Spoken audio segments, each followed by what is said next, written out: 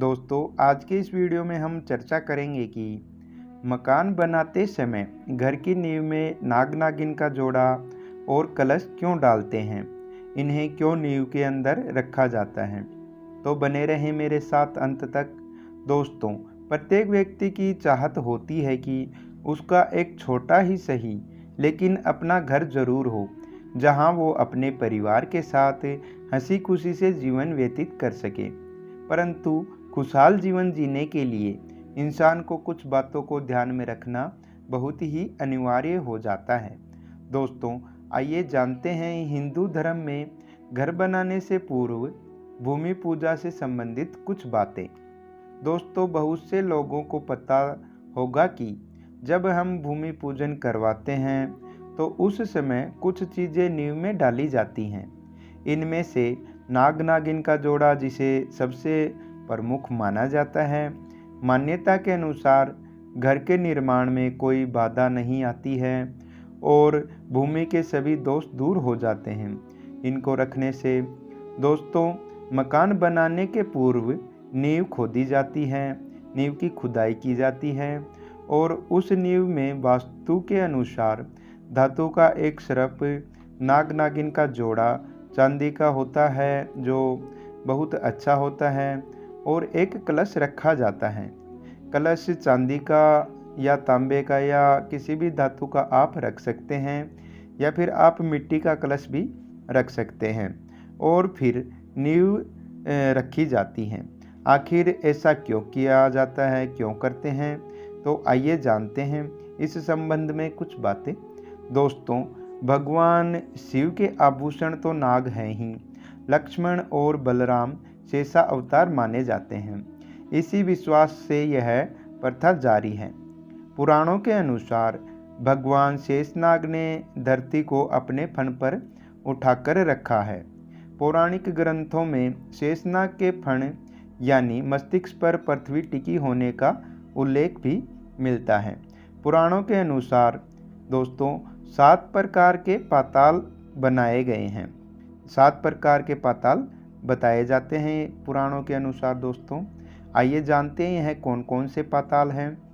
दोस्तों, जो पहला पाताल है वो है अतल, दूसरा वितल, तीसरा है सतल, चौथा तलातल, पांचवा है महातल, छठा रसातल और सातवां जो है वह है पाताल। पाताल लोक में ही नागलोक है जहाँ के राजा वासुकी नाग हैं। शेषनाग उनके बड़े भाई हैं। हजारों फणों वाले शेषनाग मस्तक जो सभी समस्त नागों के जो समस्त नाग हैं, नागलोक है, उसके जो देवता हैं, राजा माने जाते हैं। शेषनाग को राजा मानते हैं और नींव पूजन के दौरान प्रतीकात्मक रूप से शेषनाग की आकृति को कलश के साथ रखा जाता है। इसमें यही भाव रहता है कि जैसे शेषनाग अपने फन पर संपूर्ण पृथ्वी को धारण किए हुए हैं और उनकी रक्षा करते हैं पृथ्वी की। जिस प्रकार से शेषनाग पृथ्वी की रक्षा करते हैं उसी प्रकार से मेरे इस भवन की रक्षा भी करेंगे।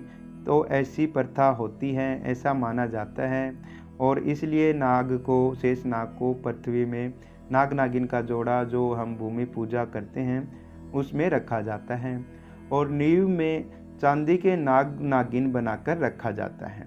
इसके साथ ही विष्णु रूपी कलश को क्षीर सागर का भी प्रतीक माना जाता है, जिसमें जल और दूध मिला होता है और उसमें जो सिक्का रखा जाता है वह देवी लक्ष्मी का प्रतीक माना जाता है और तीनों का विधि पूर्वक रूप से पूजन किया जाता है। लक्ष्मी जी का और विष्णु जी का, सभी देवी देवताओं का।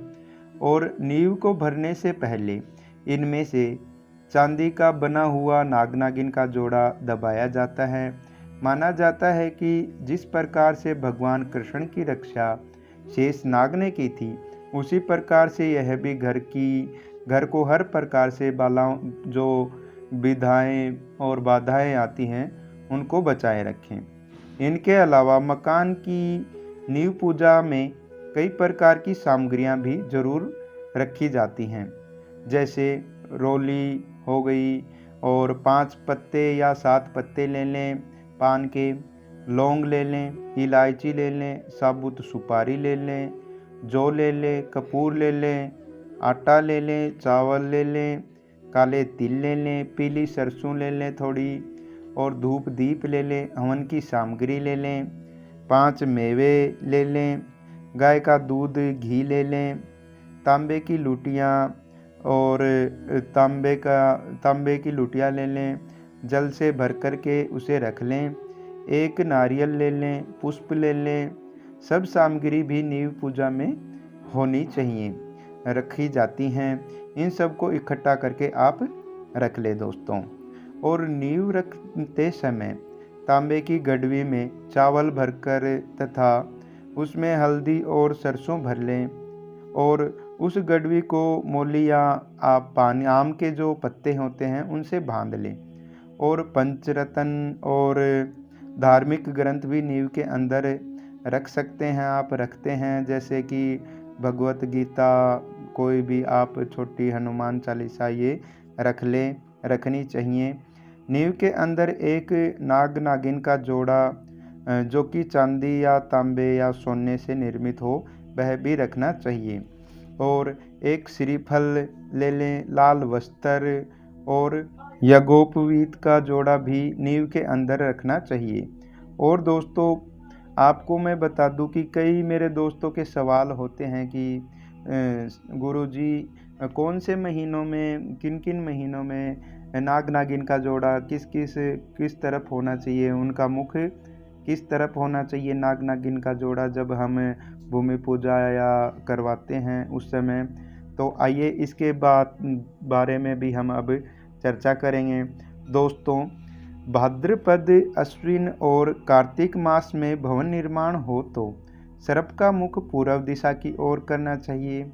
और अगर फाल्गुन, चैत्र और वैशाख मास में यदि भवन का निर्माण कार्य प्रारंभ हो तो सर्प के मुख को पश्चिम दिशा की ओर करना चाहिए। और यदि ज्येष्ठ, आषाढ़ और श्रावण मास में यदि आप भवन का निर्माण कराना चाहते हैं तो आपको सर्प का मुख उत्तर दिशा की ओर करना चाहिए।